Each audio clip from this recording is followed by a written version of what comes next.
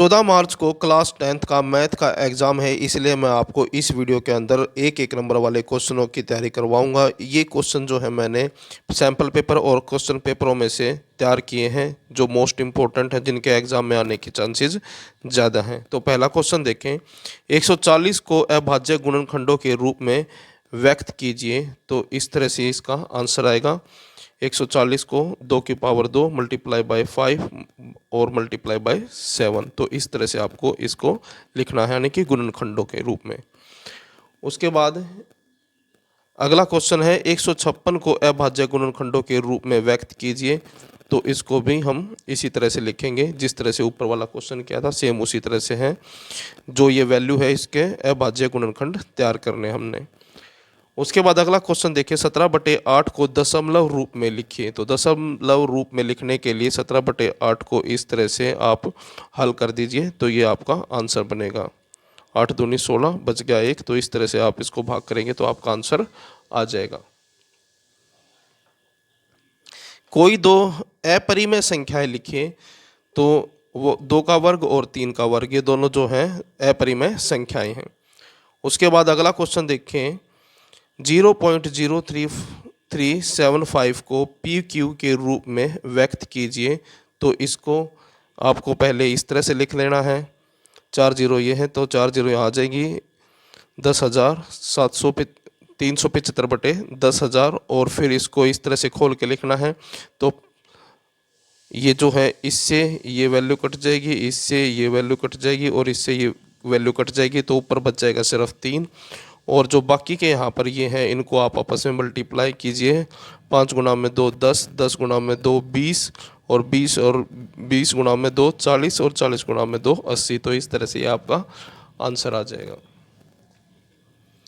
अगला क्वेश्चन देखें, द्विघात बहुपद x की पावर 2 - 3 के शून्यंकों का योग ज्ञात कीजिए। तो इस तरह से आपका आंसर आ जाएगा, यहाँ पर सॉल्यूशन लिखा हुआ। अगला क्वेश्चन देखें, द्विघात बहुपद 4k की पावर 2 + 8k के शून्यंकों का गुणनफल ज्ञात कीजिए। तो ये आपका आंसर होगा। तो इस तरह के क्वेश्चन आ सकते हैं, तो इनकी ज़रूर तैयारी करें। एक संख्या दूसरी संख्या से दुगनी है तथा इनका योगफल 150 हो तो बड़ी संख्या क्या होगी? तो आंसर है 100। नेक्स्ट क्वेश्चन है क्वेश्चन नंबर 9। एक संख्या को 2 से गुणा करके 6 जोड़ने पर 28 प्राप्त होता है। तो इसका रेखिक समीकरण क्या होगा? रेखिक समीकरण बनाना है, 2 से गुणा 2x + 6, 6 इसमें जोड़ने हैं और जोड़ने पर क्या मिलेगा? 28। तो इस तरह से हम इसको लिख देंगे। उसके बाद नेक्स्ट क्वेश्चन है क्वेश्चन नंबर 10। समीकरण युग्म 2x का वर्ग - 3y का वर्ग बराबर है 0 और इसी तरह से ये वैल्यू है 5x का वर्ग + 2y का वर्ग बराबर है 0 का हल क्या होगा? तो ये आपका आंसर होगा। अगला क्वेश्चन देखिए, दो संपूर्ण कोणों में बड़ा कोण छोटे कोण से 18 डिग्री अधिक है, छोटे कोण का मान क्या होगा? तो आंसर है 81 डिग्री।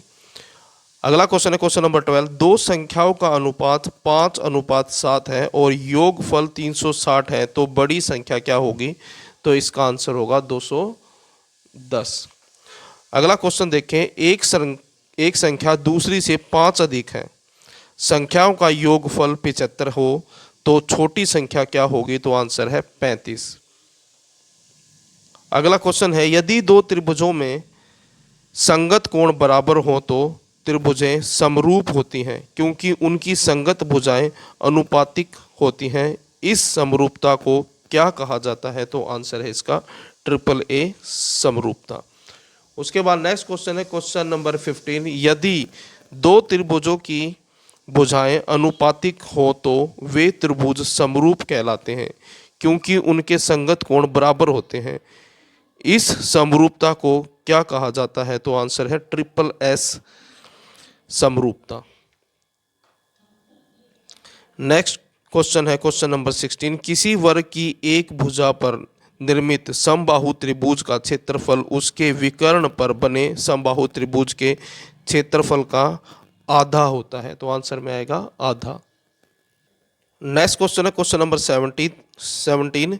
निर्देशांक अक्ष पर एक्स ओ वाई को कौन सा चतुर्थांश कहा जाता है? तो आंसर है तृतीय चतुर्थांश।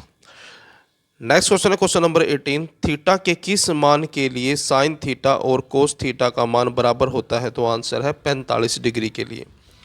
अगला क्वेश्चन है क्वेश्चन नंबर 19। थीटा के किस मान के लिए साइन थीटा का मान 1 होता है? तो आंसर है 90 डिग्री के लिए। अगला क्वेश्चन देखें। थीटा के किस मान के लिए कोस थीटा का मान 1 होता है? तो आंसर है 0 डिग्री के लिए। अगला क्वेश्चन है थीटा के किस मान के लिए कोस थीटा बराबर है 1/2 होता है? तो आंसर है 60 डिग्री के लिए। अगला क्वेश्चन है क्वेश्चन नंबर 22। वर्त का व्यास उसकी त्रिज्या से 2 गुना होता है? तो आंसर में आएगा 2 गुना। अगला क्वेश्चन है क्वेश्चन नंबर 23। वर्त की सबसे बड़ी जीवा कौन सी होती है? तो आंसर है वर्त का व्यास। अगला क्वेश्चन है दो वर्त सर्वांगसम कब होते हैं? आंसर देखें, जब उनकी त्रिज्याएं बराबर हों।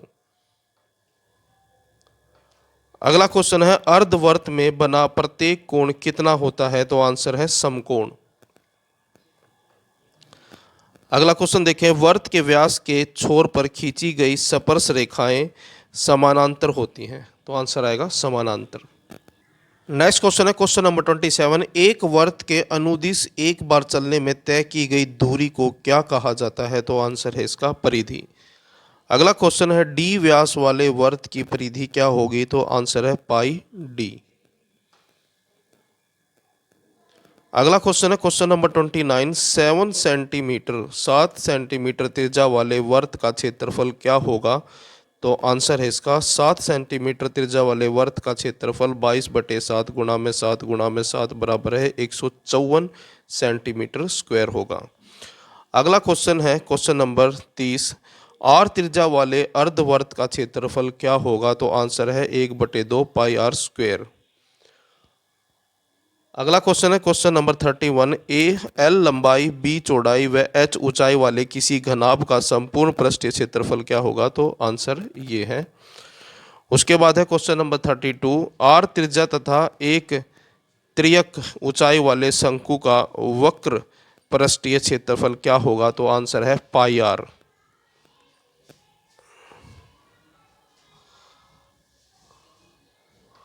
अगला क्वेश्चन है आर त्रिज्या वाले गोले का आयतन क्या होगा? तो आंसर है इसका 4/3 पाई आर क्यूब। अगला क्वेश्चन है क्वेश्चन नंबर 34। किसी पासे को एक बार उछालने पर 5 से कम अंक प्राप्त होने की प्रायिकता क्या होगी? तो आंसर आएगा इसका 2/3। नेक्स्ट क्वेश्चन है क्वेश्चन नंबर 35। एक थैले में 3 लाल, 5 काली और 4 सफ़ेद गेंदें हैं। थैले में से एक गेंद यादृच्छाया निकाली गई, यानी कि रैंडमली निकाली गई गेंद के लाल होने की प्रायिकता क्या होगी? तो आंसर है 1/4। अगला क्वेश्चन है क्वेश्चन नंबर 36। एक सिक्के की एकल उछाल में चित्त प्राप्त करने की प्रायिकता क्या होगी? तो आंसर है 1/2। अगला क्वेश्चन है क्वेश्चन नंबर 37। 52 पत्तों की अच्छी प्रकार से फेंटी गई एक गड्डी में से एक पत्ता निकाला जाता है। लाल रंग का चित्र पत्ता प्राप्त करने की प्रायिकता क्या होगी? तो आंसर है 3/26। अगला क्वेश्चन है यह ज्ञात है कि बिजली के 600 बल्बों की एक पेटी में 12 बल्ब त्रुटिपूर्ण है, यानी कि खराब है। इस पेटी से एक बल्ब यादृच्छाया निकाला जाता है, यानी कि रैंडमली। बल्ब के ठीक निकलने की प्रायिकता क्या होगी? तो आंसर है 49/50। अगला क्वेश्चन है क्वेश्चन नंबर 39। एक थैले में केवल नींबू की महक वाली गोलियां हैं। मालिनी बिना थैले में झांके उसमें से एक गोली निकालती है। निकाली गई गोली के संतरे की महक वाली होने की प्रायिकता क्या होगी? 0, क्योंकि नींबू की महक वाली गोलियां थी, उसमें से संतरे वाली निकालने के लिए बोला गया है, तो 0 आंसर होगा। अगला क्वेश्चन है क्वेश्चन नंबर 40। पासे को एक बार फेंकने पर सम संख्या प्राप्त होने की प्रायिकता होगी? तो आंसर इसका 1/2। अगला क्वेश्चन है क्वेश्चन नंबर 41। यदि कोई रेखा किसी त्रिभुज की किन्हीं दो भुजाओं को समान अनुपात में विभाजित करती हो तो यह रेखा तीसरी भुजा के समांतर होती है, इसे कहा जाता है। तो आंसर है इसका आधारभूत समानुपातिकता प्रमेय का विलोम। अगला क्वेश्चन है 5 का वर्ग है अपरिमेय संख्या। उसके बाद नेक्स्ट क्वेश्चन है 64 और 96 का HCF होगा, तो आंसर आएगा इसका 32। अगला क्वेश्चन है यदि 306 और 657 का HCF 9 है तो उनका LCM है, तो आंसर आएगा 22,338। अगला क्वेश्चन है 45।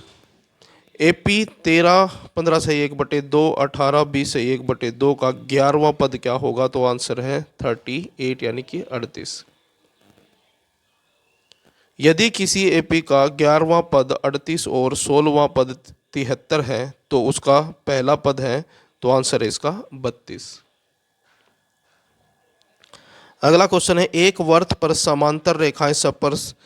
समांतर स्पर्श रेखाओं की अधिकतम संख्या है, तो आंसर है 2।